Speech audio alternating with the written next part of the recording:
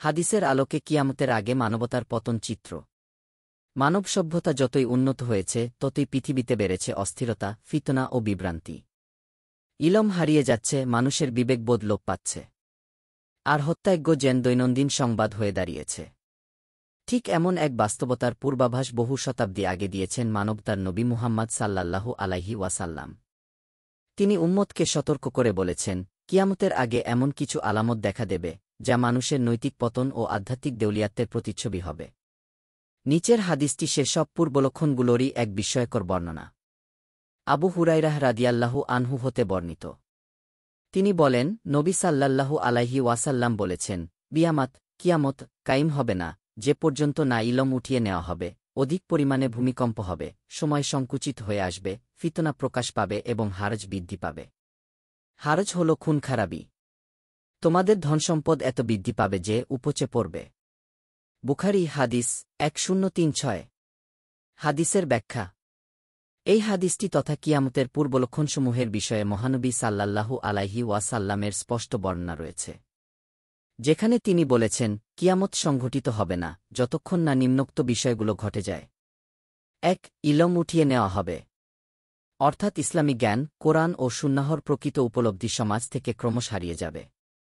মহানবী সাল্লাল্লাহু আলাইহি ওয়াসাল্লাম অন্য এক হাদিসে ব্যাখ্যা করেছেন, আল্লাহ জ্ঞানকে মানুষের অন্তর থেকে টেনে নেন না, বরং আলেমদের মৃত্যু দ্বারা জ্ঞান উঠিয়ে নেন। ফলে কোনো আলেম অবশিষ্ট না থাকলে মানুষ অজ্ঞদেরকে নেতা বানাবে, তারা জিজ্ঞাসিত হলে অজ্ঞতাবশত ফতোয়া দেবে, নিজেরাও বিভ্রান্ত হবে, অন্যদেরও বিভ্রান্ত করবে। বুখারী হাদিস 100, মুসলিম হাদিস 2673। প্রকৃত আলেমদের মৃত্যু ও সত্যনিষ্ঠ শিক্ষার বিলুপ্তি জ্ঞানের বিলোপের প্রধান চিহ্ন। ২. ভূমিকম্প বৃদ্ধি পাবে। এর দ্বারা বোঝানো হয়েছে প্রাকৃতিক বিপর্যয়ের ঘন ঘন সংঘটন, যা মানবতার নৈতিক অবক্ষয়েরও ইঙ্গিতবাহী।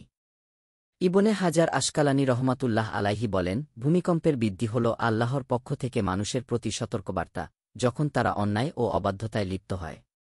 ফাতহুল বারী 1379।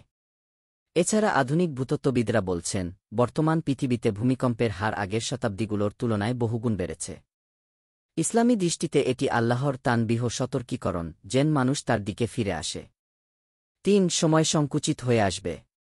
এটি হাদিসের সবচেয়ে গভীর অংশ। উলামাগণ বলেন, সময়ের সংকোচন দুইভাবে হতে পারে। বাস্তব অর্থে দিনরাতের সময় যেন দ্রুত পার হয়ে যায়, আল্লাহ তাআলা সময়ের বরকত তুলে নেবেন।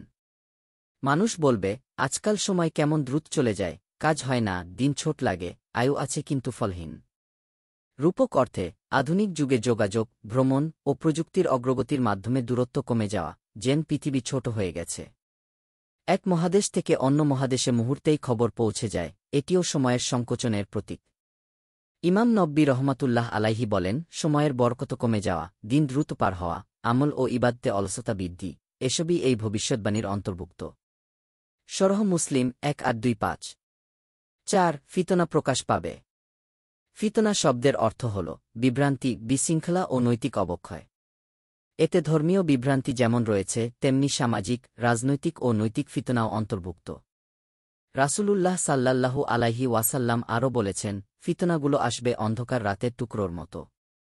সে সময় মানুষ সকালে মুমিন থাকবে, সন্ধ্যায় কাফির হয়ে যাবে। মুসলিম হাদিস 118। আজকের যুগে বিশ্বাসের দুর্বলতা, নাস্তিকতার প্রসার, অনৈতিক বিনোদন, পরিবার ভাঙন, নারী পুরুষের সীমাহীন মেলামেশা, সবই এই ফিতনার প্রতিচ্ছবি। ৫. হারজ বৃদ্ধি পাবে। হারজ অর্থ হত্যাযজ্ঞ। সাহাবীগণ জিজ্ঞাসা করেছিলেন, হারজ কি? মহানবী সাল্লাল্লাহু আলাইহি ওয়াসাল্লাম বললেন, অর্থাৎ হত্যা। বুখারী হাদিস 6857। অর্থাৎ কিয়ামতের পূর্বে মানুষ একে অপরকে তুচ্ছ কারণে হত্যা করবে, জীবনের মূল্য হারাবে। আজকের দুনিয়ায় এই ভবিষ্যদ্বাণী হুবহু প্রতিফলিত হচ্ছে। যুদ্ধ, সন্ত্রাস, সাম্প্রদায়িক দাঙ্গা, গুলি, বোমা, এমনকি ক্ষুদ্র ব্যক্তিগত বিরোধেও মানুষদের হত্যা করা হচ্ছে। ইবনে হাজার বলেন, হারজের বৃদ্ধি আল্লাহর গজবের অন্যতম চিহ্ন। এটি ইঙ্গিত করে যে সমাজে ন্যায়বিচার ও নিরাপত্তা বিলুপ্ত। ফাতহুল বারী 1379। ৬. সম্পদ উপচে পড়বে। এটি এমন এক সময়ের ইঙ্গিত যখন বস্তুগত প্রাচুর্য থাকবে, কিন্তু আত্মিক দারিদ্র্য তীব্র হবে। মানুষের কাছে ধনসম্পদ প্রচুর থাকবে, তবুও তৃপ্তি থাকবে না। মহানবী সাল্লাল্লাহু আলাইহি ওয়াসাল্লাম বলেন, যদি আদম সন্তানের উপত্যকা ভরা মালধন থাকে তবুও সে তৃতীয়টার আকাঙ্ক্ষা করবে। আর মাটি ভিন্ন বাণী আদমের পেট কিছুতেই ভরবে না। বুখারী হাদিস 6436 অর্থাৎ সম্পদ বৃদ্ধির মধ্যেও আত্মিক শূন্যতা, কৃপণতা ও লোভের বিস্তার কিয়ামতের একটি স্পষ্ট চিহ্ন। এই হাদিস কেবল ভবিষ্যৎবাণী নয়, এটি মানবসমাজের আত্মিক অবক্ষয়ের ধাপে ধাপে চিত্রায়ন।